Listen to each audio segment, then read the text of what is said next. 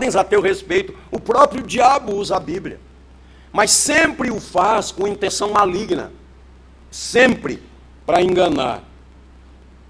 Negam a verdade, mas dão a impressão de que pregam a verdade. Eu selecionei aqui as palavras do Senhor Jesus em Mateus 7, ele nos põe de sobreaviso contra eles.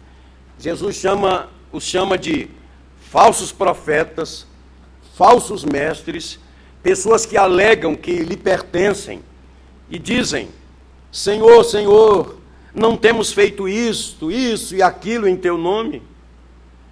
E ele responde que ele responderá no dia da sua volta, no dia do juízo, e lhes dirá: nunca vos conheci, apartai-vos de mim, vós que praticais a iniquidade. Em outras palavras, vocês jamais me pertenceram. Mas vejam que os próprios falsos mestres, eles usam expressão correta: Senhor, Senhor, e em teu nome não fizemos aquilo. E queridos, como o ser humano se impressiona com o espetacular. E um servo de Deus diz com muita propriedade: se você vir alguém ressuscitando a outrem, não se apresse em segui-lo. Antes, veja os seus frutos. E Jesus nos faz esse alerta aqui. No sermão profético de Mateus 24, o Senhor admite também uma advertência muito importante para seus seguidores imediatos, que eram os discípulos, e para os servos de Deus de todas as épocas. Disse Jesus: pois surgirão falsos cristos, falsos profetas, e farão tão grandes sinais e prodígios, que, se possível fora, enganariam até os eleitos. Queridos, sinais e prodígios. Hoje as pessoas estão querendo sinais e prodígios, mas há sinais e prodígios cuja origem é o mal.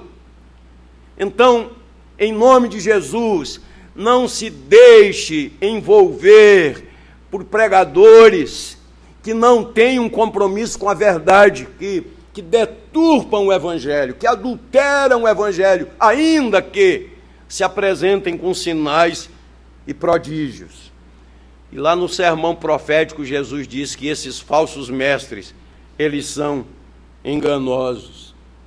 O apóstolo Paulo, apóstolo do Senhor Jesus, na carta aos Efésios, capítulo 4, ele exorta a igreja, dizendo assim: para que não sejamos como meninos inconstantes, agitados de um lado para outro, levados ao redor por todo o vento de doutrina, pelo engano dos homens, que com astúcia nos induzem ao erro.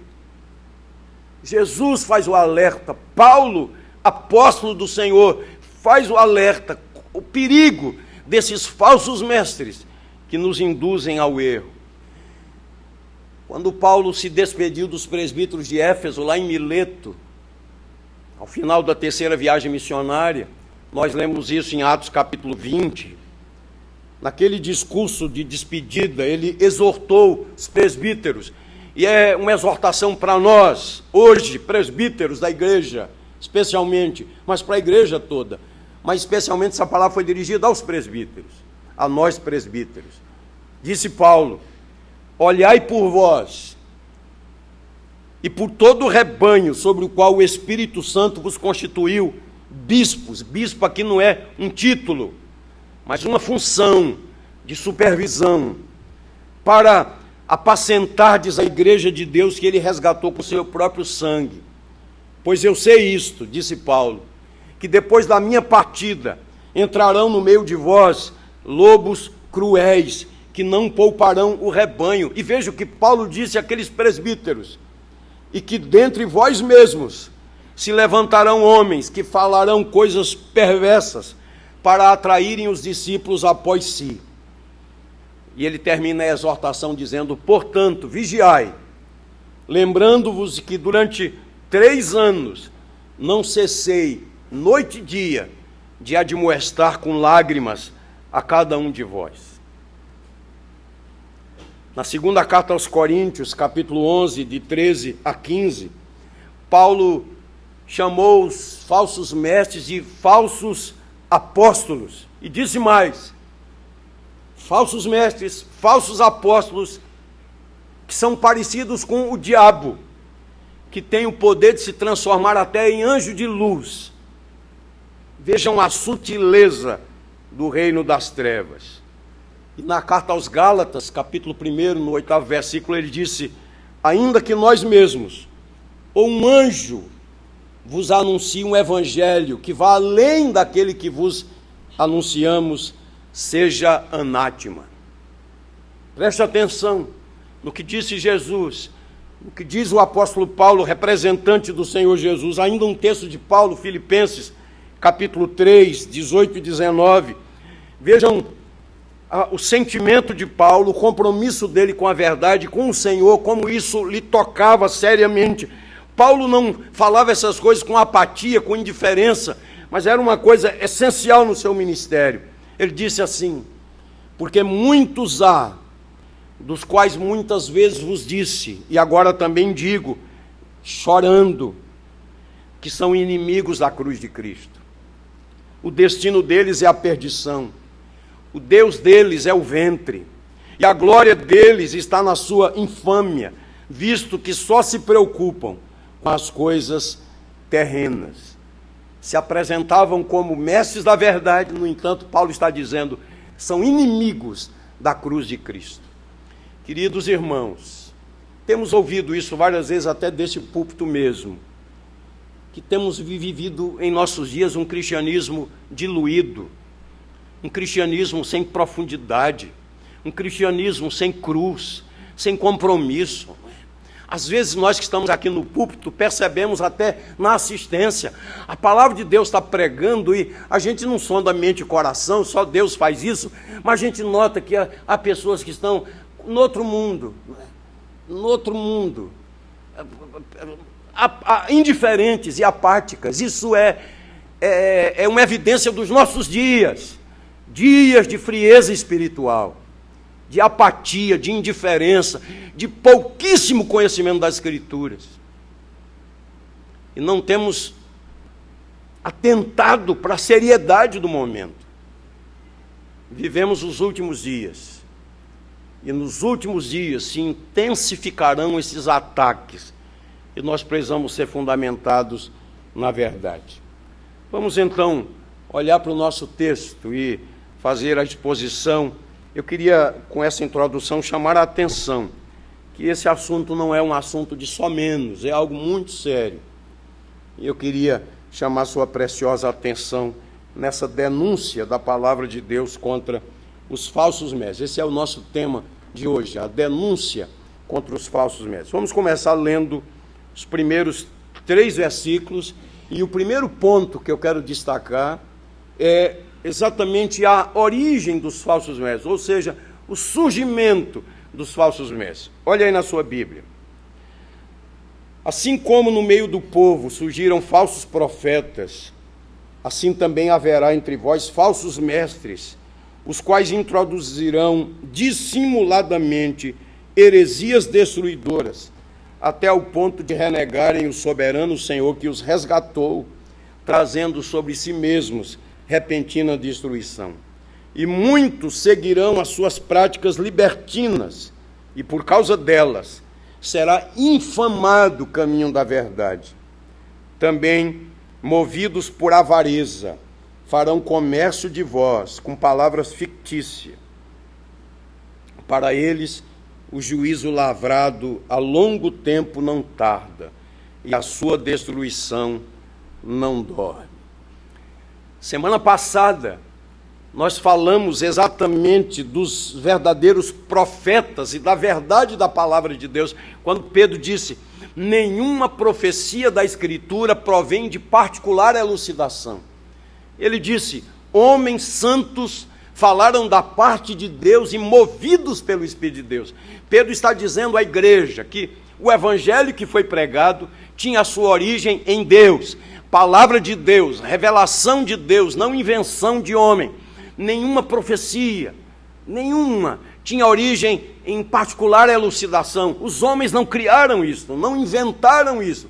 eles falaram da parte de Deus, é revelação de Deus, e nós enfatizamos aqui a preciosidade e o valor das Escrituras Sagradas como palavra de Deus. Depois de ter falado sobre isso, Pedro adverte a igreja acerca do inevitável surgimento dos falsos mestres.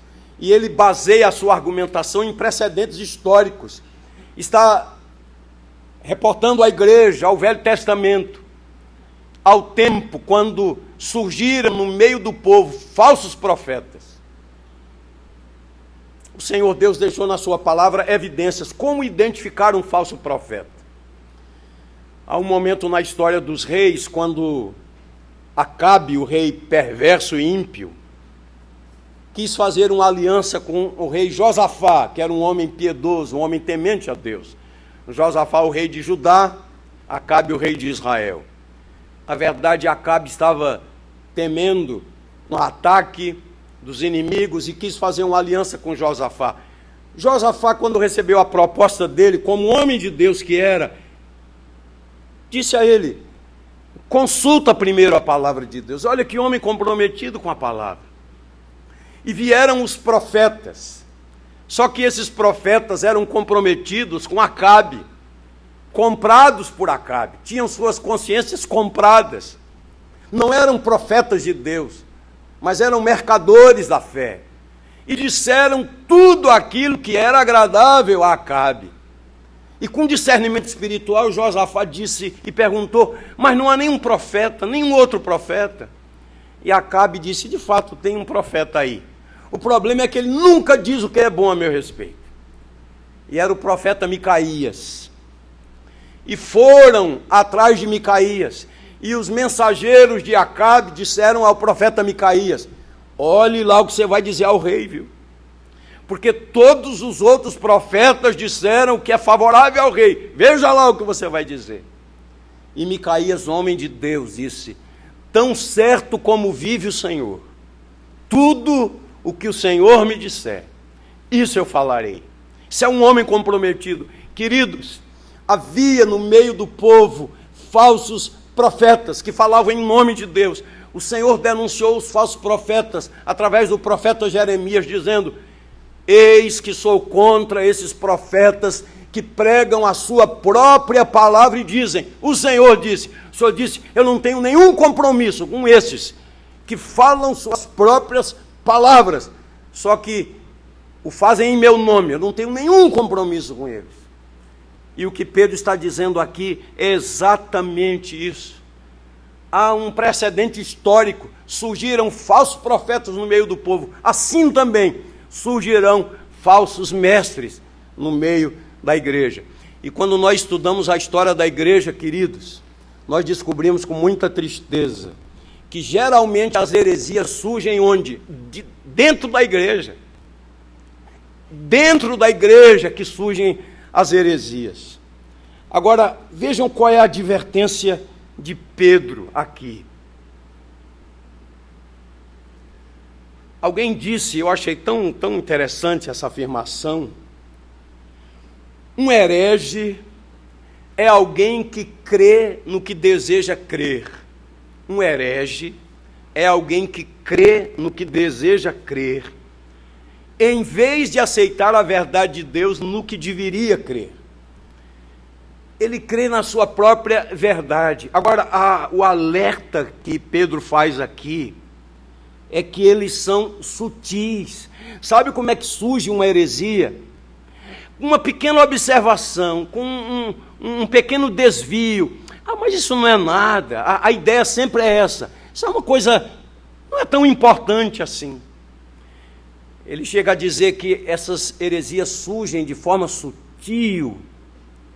No entanto, elas vão crescendo e depois chegam a negar o soberano Senhor. Porque se você prestar bem atenção, geralmente as heresias, elas atingem o âmago do Evangelho, comprometem a verdade do Evangelho. E nós vivemos dias também de pessoas que estão na igreja, mas como que os incautos, eles não têm uma percepção muito grande. Mas isso não tem nada, isso é uma coisinha muito simples, né? assim são os falsos mestres. Uma pequena diferença aqui de pensamento no que diz respeito à pessoa de Jesus. Somente isso não é nada. Geralmente surgem assim as heresias. Quando você olha para a igreja, os concílios da igreja, alguns deles tratavam da questão das naturezas do Senhor Jesus Cristo, sua natureza humana, sua natureza divina, ora negando uma, ora negando a outra, né? Por exemplo, naqueles dias era combatido o gnosticismo, que tinha uma corrente chamada docetismo, que dizia assim: Cristo não é humano, ele apenas é parecido com um ser humano, mas ele não é humano. E não é sem razão que o apóstolo João faz questão de escrever pelo Espírito de Deus o que os nossos olhos viram, nossos ouvidos ouviram e nossas mãos apalparam. Ele quis dizer, ele não era apenas alguém com aparência humana, mas ele era humano. Nós o tocamos, nós o apalpamos. Ele era gente. Guarde isso. É assim que brota uma heresia. Um pequeno desvio, isso não é nada. É uma coisinha tão pequena. E essa coisa sutil vai crescendo até a negação daquilo que são os essenciais de Deus. Esse é o primeiro ponto, o surgimento dos falsos mestres. Vamos ler agora, leiam comigo, dos versos 4 a 9. O segundo ponto é a condenação desses falsos mestres. Vamos ler em uníssono de 4 a 9, vamos lá.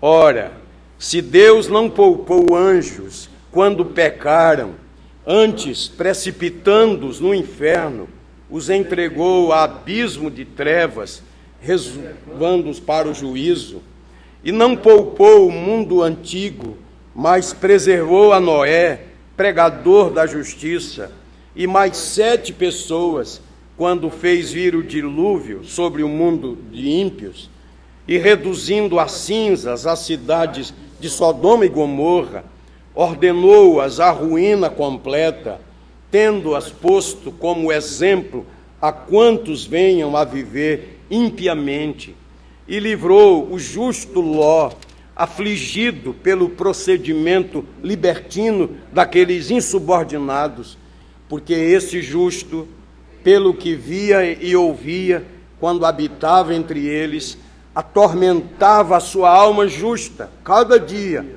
por causa das obras iníquas daqueles. É porque o Senhor sabe livrar da provação os piedosos e reservar sob castigo os injustos para o dia do juízo. Até aqui o verso 9. Pedro agora, primeiro falou da origem dos falsos mestres, agora da condenação dos falsos mestres, e ele usou 3 exemplos bíblicos para mostrar que o mal e a perversidade não ficarão impunes diante do Deus Santo. Vejam aí claramente os 3 exemplos. No verso 4, ele fala sobre o castigo sofrido pelos anjos, né? Aqui é um assunto bastante polêmico. Se a gente tivesse numa escola dominical, talvez isso resultasse num debate, né? Porque nem todos interpretam da mesma maneira essa questão aqui dos anjos, né? Nós até vimos isso numa aula com o pastor Leandro Lima, ele dizendo sobre o entendimento da igreja, dos grandes pensadores da igreja, dos grandes comentaristas, dos grandes estudiosos nos nossos dias. Eles interpretam esse texto e com base lá em Gênesis capítulo 6, de que esses anjos pecaram porque eles coabitaram com as mulheres, né? E eu sei que o primeiro argumento que se usa mas disse Jesus quando perguntaram, alguém era casado e morreu, e a viúva casou-se com outro, e morreu, e depois com outro, perguntaram a Jesus, e lá na glória, quem será o marido? Né? E Jesus disse, lá serão como anjos, né, que não se casam e não se dão em casamento. E durante muito tempo a igreja interpretou essa palavra, serão como anjos, entendendo que os anjos são seres assexuados, né? Mas na verdade não é isso que está escrito nas Escrituras, né? dizendo assim, que não se casam nem se dão em casamento. Porque, na verdade, lá na glória não vamos nos casar. É isso que o texto está dizendo. Então, essa interpretação diz que esse pecado desses anjos, que não guardaram o seu estado natural, é que eles coabitaram com mulheres, né, e geraram aqueles que foram chamados de gigantes. Entendendo que esse texto aqui não é uma referência àquela rebelião de Satanás, Apocalipse capítulo 12, que nós já estudamos, né? Porque, na verdade, esses anjos que são referidos aqui por Judas, eles estão no inferno. Eles receberam juízo, serão lançados depois no lago de fogo e enxofre, estão no inferno. No entanto, outros demônios, outros anjos que caíram, que são demônios, eles estão agindo, né? Nós temos a consciência do reino das trevas, do reino espiritual do mal, que tem uma organização espiritual e que está agindo. A nossa luta não é contra a carne nem contra sangue, mas contra os principados, potestades, contra os dominadores desse mundo espiritual do mal. Então, segundo essa interpretação atual, tanto capítulo 2, 4 de 2 de Pedro, como Judas, versículo 6, dizendo que esses anjos estão em trevas, esperando o juízo de Deus, né, já no inferno, sob condenação. Obviamente que nem todos entendem assim, interpretam assim. Há quem interprete Gênesis 6, dizendo que os filhos de Deus coabitaram com as filhas dos homens. Os filhos de Deus eram os descendentes de Sete. Essa é uma interpretação histórica, né, que a igreja, uma interpretação clássica que a igreja faz. Agora, eu creio, queridos, que a gente não precisa tentar especular aquilo que não está claro na palavra de Deus. A gente deve ficar com aquilo que está claro. O que o Espírito de Deus revelou a Pedro, e Pedro registrou, é o juízo de Deus. É sobre isso que ele está dizendo. Está falando, os falsos mestres surgirão, como surgiram os falsos profetas, mas eles não ficarão impunes. Eles receberão o juízo de Deus. Um exemplo, os anjos que estão no inferno, estão sob condenação. Isso é que é importante para nós. Por exemplo, ele dá um outro exemplo histórico também. O juízo aplicado por Deus devido à corrupção humana nos dias de Noé. E é impressionante como o próprio Jesus falou sobre isso, né? Os dias que antecederão a volta gloriosa de Jesus serão semelhantes aos dias de Noé. Como nos dias de Noé? E nós estamos vivendo dias assim, de corrupção, de devassidão, de promiscuidade, de depravação, de quebra de regras, de conceitos equivocados, do vale tudo. A família esfacelada, os valores lá no chão, a ética e a moral na lama. O que prevalece é a mentira, é enganar, é levar vantagem, é a vazão aos instintos da carne.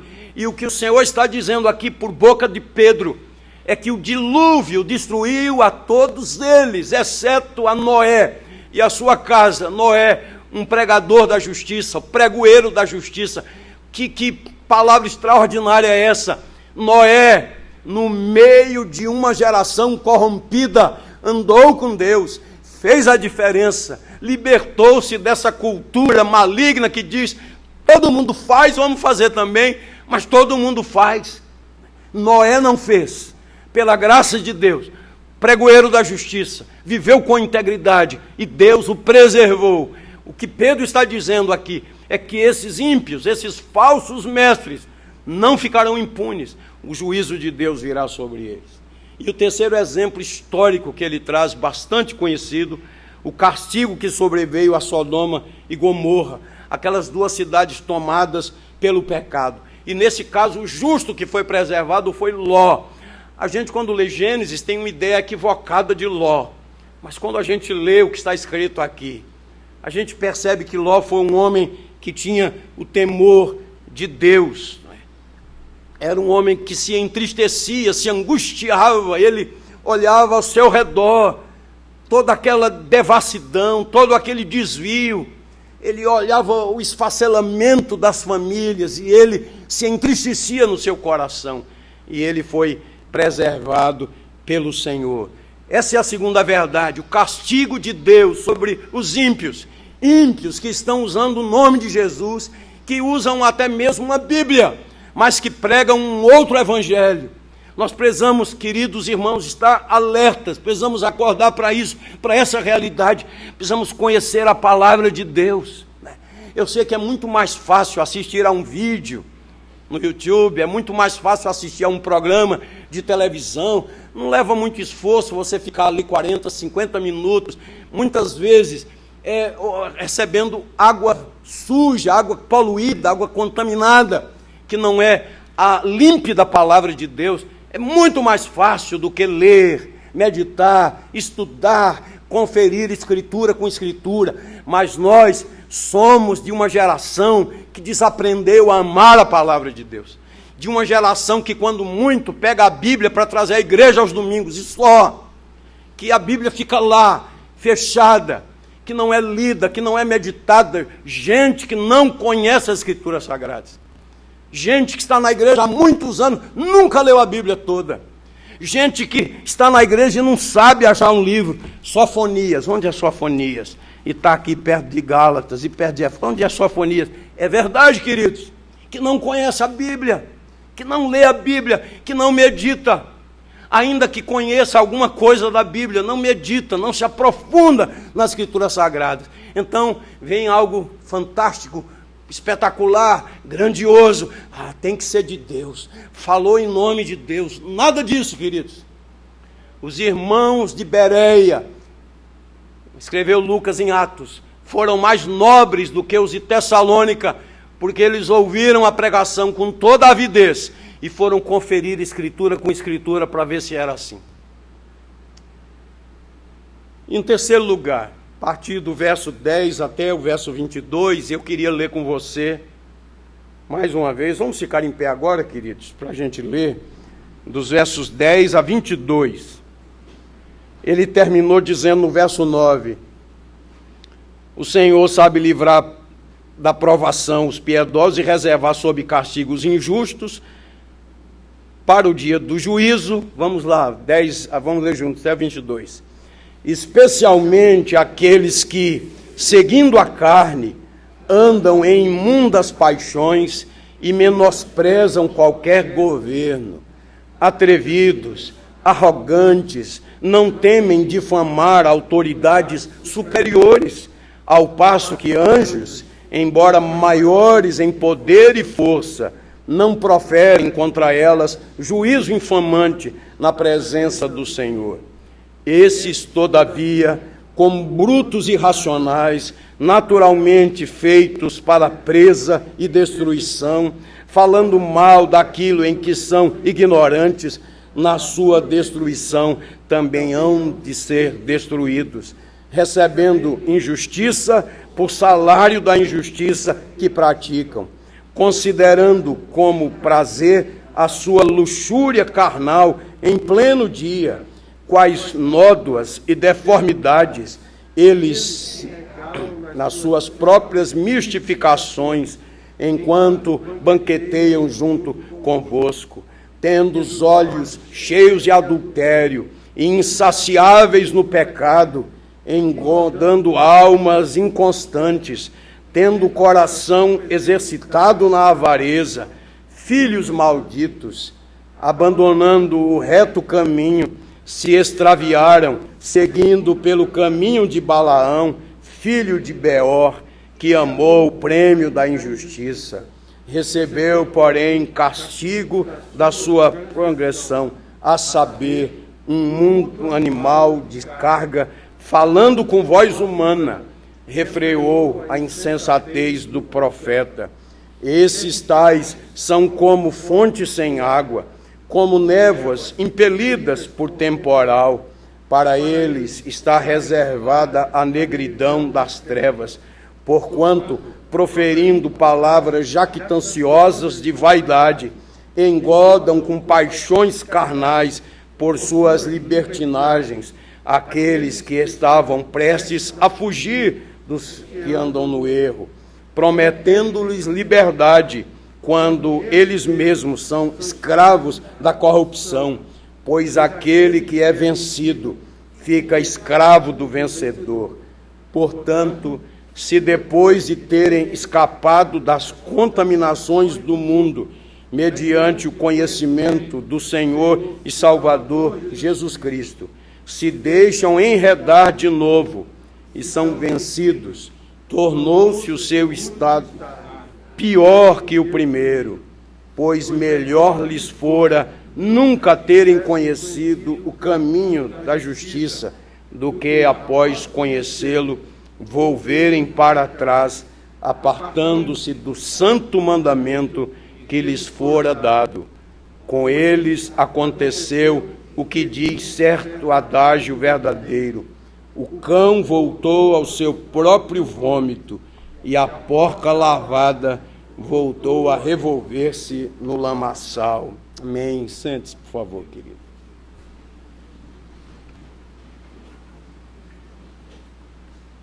É preciso e é urgente denunciar os falsos profetas, e a Bíblia nos dá uma indicação. Como é que nós vamos identificar os falsos profetas? O terceiro ponto é o que caracteriza os falsos profetas. Como é o caráter dos falsos profetas? Primeira verdade, eu vou ser bem objetivo agora, só identificando aí, se você estiver anotando, você depois estuda mais profundamente. Primeira característica deles são devassos. Primeira parte do verso 10 mostra isso, ou seja, eles vivem para agradar a carne. Um profeta de Deus, um mensageiro de Deus, alguém que ama a Deus, que é comprometido com o Senhor, ele quer agradar a Deus. Você olha para um homem como o apóstolo Paulo e percebe isso, o seu compromisso com a verdade, para agradar a Deus. Estava disposto a renunciar à própria vida para agradar a Deus. Ele disse: em nada considero a vida preciosa para mim mesmo, contanto que complete a minha carreira e o evangelho que recebi para proclamar essa verdade de Deus. Sua própria vida, ele disse: para mim o viver é Cristo, morrer é lucro. Mas ele estava comprometido com a verdade. Tenho sofrido todas as coisas, mas não me envergonho, porque eu sei em quem tenho crido. No entanto, um falso mestre, ele é um devasso. Ele quer satisfazer os apetites da carne. Ele pensa nele apenas, em seus prazeres apenas. Não é um homem comprometido com o Senhor e que pensa em agradar a Deus. Segundo aspecto do caráter do falso mestre, o falso mestre despreza a autoridade. Aqui há uma referência ao senhorio de Cristo, mas o falso mestre despreza também a liderança da igreja.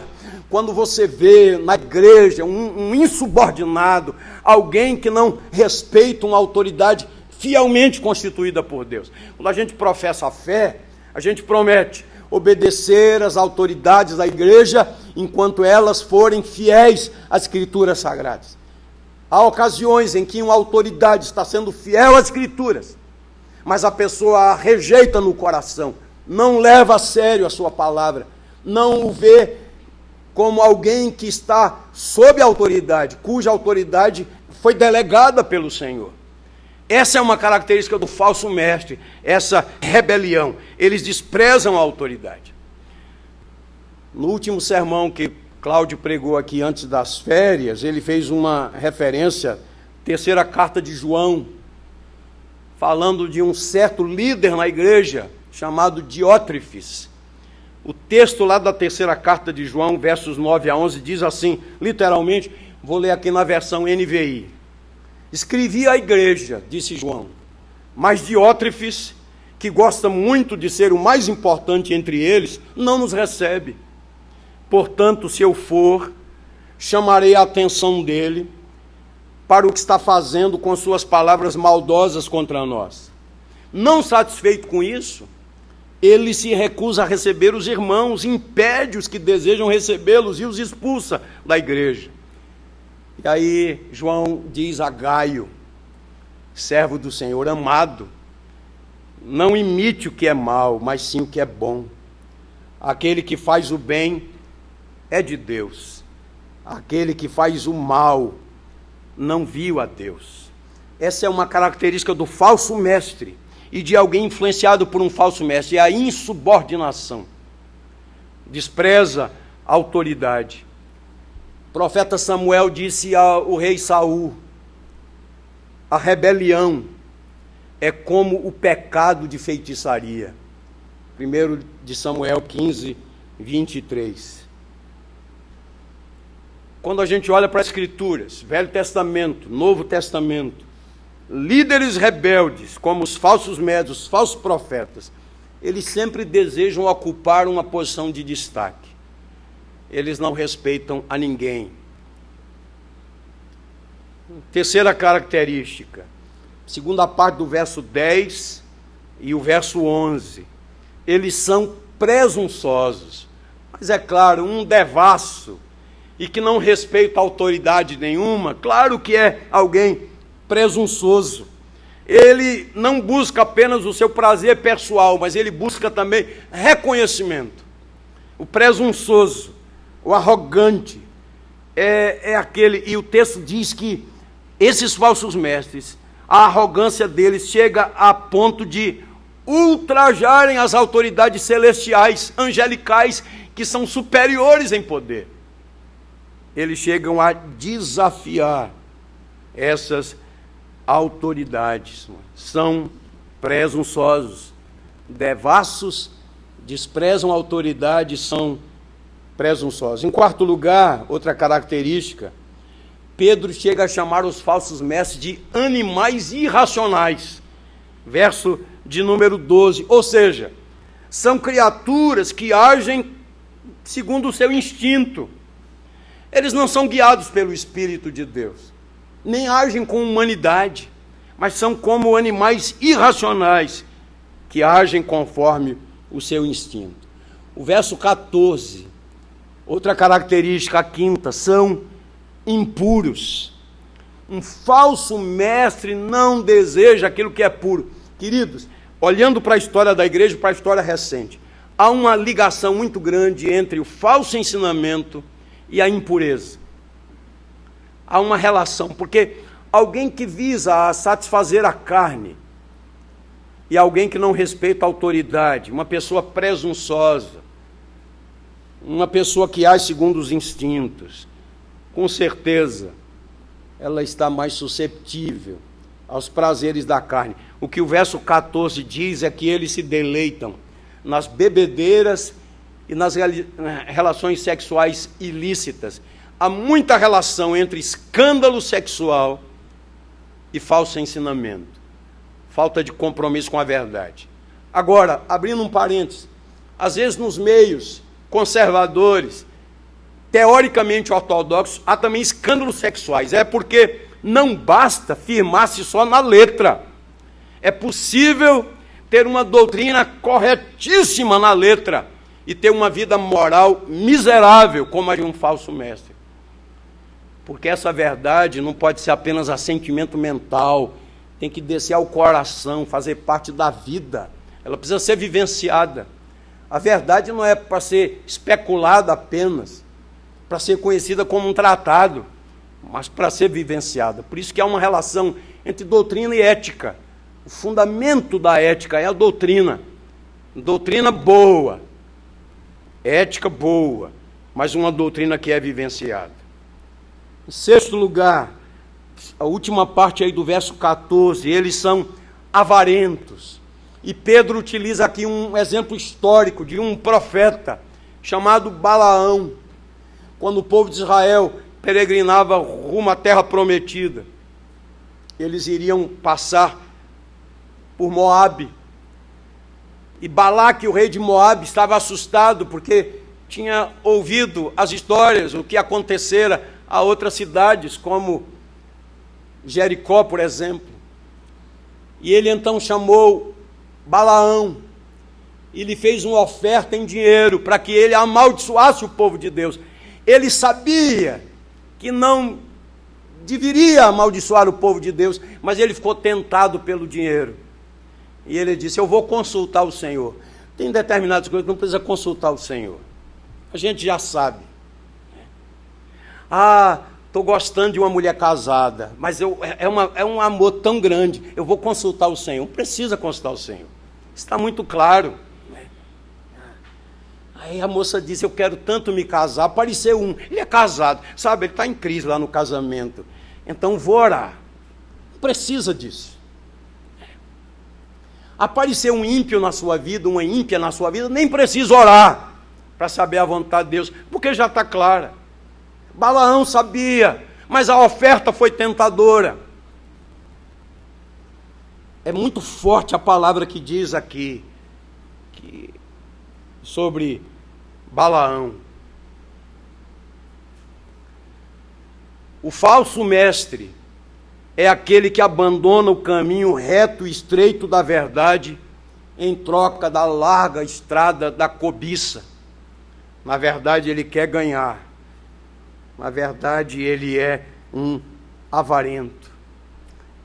Aquele texto que eu li de Filipenses 3, quando Paulo fala dos falsos mestres, o Deus deles é o ventre. Na verdade, eles querem ganhar, eles querem receber. É isso que eles querem.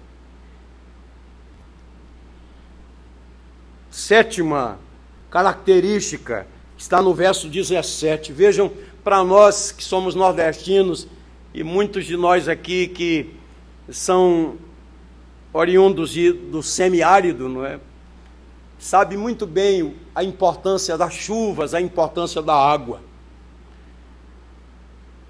E Pedro está dizendo como são os falsos mestres. Ele usa aqui duas figuras poéticas, a fonte e a névoa. E diz que eles são vazios como fonte sem água. E eles são inúteis como névoas impelidas por temporal. Vamos ver essa figura que ele usa aqui, fontes sem água. A água, um recurso valiosíssimo no Oriente Médio, valiosíssimo aqui no nosso semiárido. Uma fonte sem água é uma frustração, né? Você precisa de água, você vai à procura de água, chega lá a fonte, ela está vazia. Olha aqui, que frustração, que tristeza. O que Pedro está dizendo aqui, e o que é importante, a lição espiritual, é que esses falsos mestres, é como se eles fossem fonte de água espiritual. Só que quando as pessoas vão a eles, a fonte está vazia. A alma continuará sedenta, porque esses falsos mestres não têm nada de valioso a oferecer. A outra figura, ele fala de névoas impelidas por temporal. Você sabe disso. O nordestino do semiárido, o céu ficou cheio de nuvens e ele fica na expectativa, vai chover, vai chover.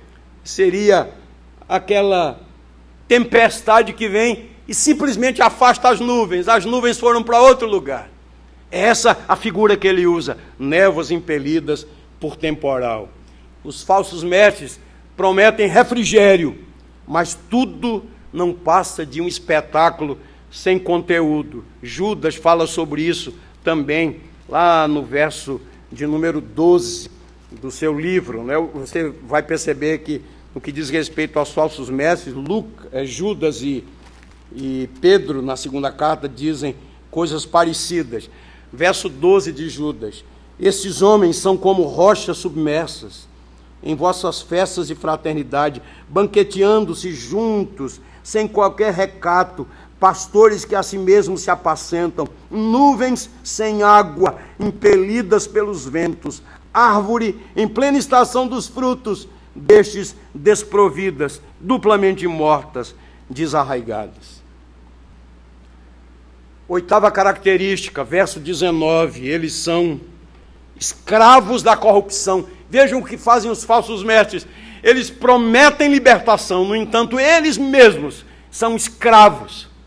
Eles mesmos precisam de libertação, são escravizados pelo pecado, pela corrupção. E a última característica, a nona e última, nos versos 20 a 22, os falsos mestres são apóstatas. É interessante, queridos, que eles conheceram. Eles conheceram a verdade. Na verdade, esse conhecimento é apenas intelectual, assentimento mental. Eles tiveram contato com a verdade, no entanto, se afastaram da verdade. E você sabe, é um alerta para você que está na igreja há muitos anos, filho de crente, neto de crente, bisneto de crente, sobrinho de crente, você que está na igreja, que ouve o evangelho há muitos anos, mas não é um servo de Deus, não é uma serva de Deus, você está tentando brincar com Deus, zombar de Deus, um alerta para você. A ignorância é melhor do que a apostasia.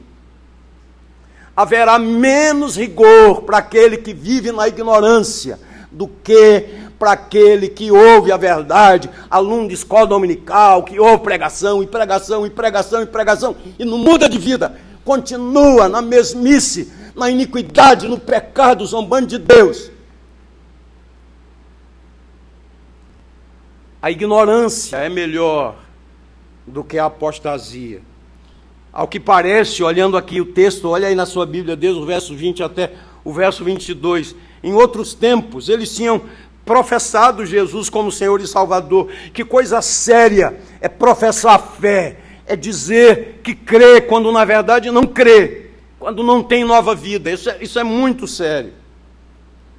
No entanto, o que Pedro está dizendo aqui é que eles renunciaram à sua lealdade a Cristo, voltaram ao estado anterior, e Pedro faz uma citação aqui de 2 provérbios.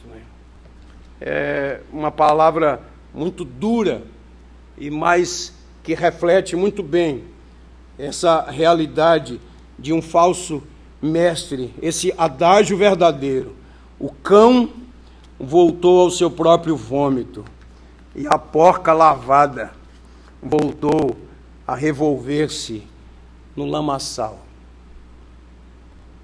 Eu quero lhe alertar a não brincar com a graça de Deus, a aproveitar as oportunidades, a clamar pela misericórdia do Senhor. Todos nós carecemos da misericórdia do Senhor.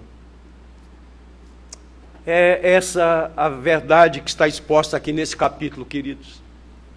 A origem dos falsos mestres são sutis, um pequeno desvio da verdade, coisa simples, que nada, é uma coisinha de nada. É assim, com sutileza, que uma heresia brota, e que ela vai crescendo e vai tirando aquilo que é essencial. Como surgiram falsos profetas no meio do povo, surgirão falsos mestres no meio de vós. Segundo a verdade do texto, o juízo de Deus contra esses ímpios e contra os que seguirem os seus falsos ensinamentos. Assim como os anjos receberam juízo, e alguns deles estão no inferno. Assim como aquela geração de Noé padeceu com um dilúvio. Embora Noé, o pregoeiro da justiça, tivesse chamado as pessoas ao arrependimento, o juízo de Deus veio sobre eles. Assim como Sodoma e Gomorra recebeu o justo juízo de Deus, os falsos mestres e os seus seguidores receberão o justo juízo de Deus. Então, querido, querida, antes de seguir um determinado pregador, antes de seguir uma pregadora, antes de seguir um profeta, uma profetisa, olhe o seu caráter, olhe a sua vida, o conteúdo daquilo que diz, condiz com a Escritura. Uma vez estava conversando com uma pessoa que tinha oscilado, era uma pessoa super conservadora, super fundamentalista. Aí descambou para outro lado, de fundamentalista virou um neopentecostal. Estava conversando com ele, e sabe qual foi a dor do meu coração naquele dia, quando eu conversava com ele sobre determinadas heresias, determinadas práticas? Eu disse, vamos às Escrituras. Ele disse, Lutero, eu sei o que diz a Bíblia, mas eu vi, eu presenciei. Olha a sutileza. O que eu vi merece mais confiança do que aquilo que está nas Escrituras Sagradas. Essa é a sutileza do falso mestre. Você diz, mas eu vi, aconteceu. qualquer coisa espetacular que não esteja de acordo com as Escrituras Sagradas, por mais encantador que seja, deverá ser rejeitado, queridos. Isso é muito sério, isso é um alerta sério que quero fazê-lo em nome de Jesus. Precisamos nos apegar à verdade. E eu queria terminar com outro texto de Pedro. Fique de pé, por gentileza, que nós vamos cantar um hino. Nós vamos ler juntos. Capítulo 3. Nós vamos ainda pregar nesse capítulo, mas eu considero oportuno falar sobre ele agora. Vamos ler juntos. 2 de Pedro 3, de 14 a 18. Vamos ler juntos. Leamos. Por essa razão, pois, amados, esperando essas coisas, empenhai-vos por ser desachados por ele em paz, sem mácula e irrepreensíveis, e tendo por salvação a longanimidade de nosso Senhor, como igualmente o nosso amado irmão Paulo vos escreveu, segundo a sabedoria que lhe foi dada, ao falar acerca desses assuntos, como de fato costuma fazer em todas as suas epístolas, nas quais há certas coisas difíceis de entender, que os ignorantes e instáveis deturpam, como também deturpam as demais escrituras para a própria destruição deles. Vós, pois, amados, prevenidos como estáis de antemão, acautelai-vos, não suceda que, arrastados pelo erro desses insubordinados, descaiais da vossa própria firmeza. Antes, crescei na graça e no conhecimento de nosso Senhor e Salvador Jesus Cristo. A Ele seja a glória, tanto agora como no dia eterno. Amém. Amém. Vamos cantar. Chamada, número 317.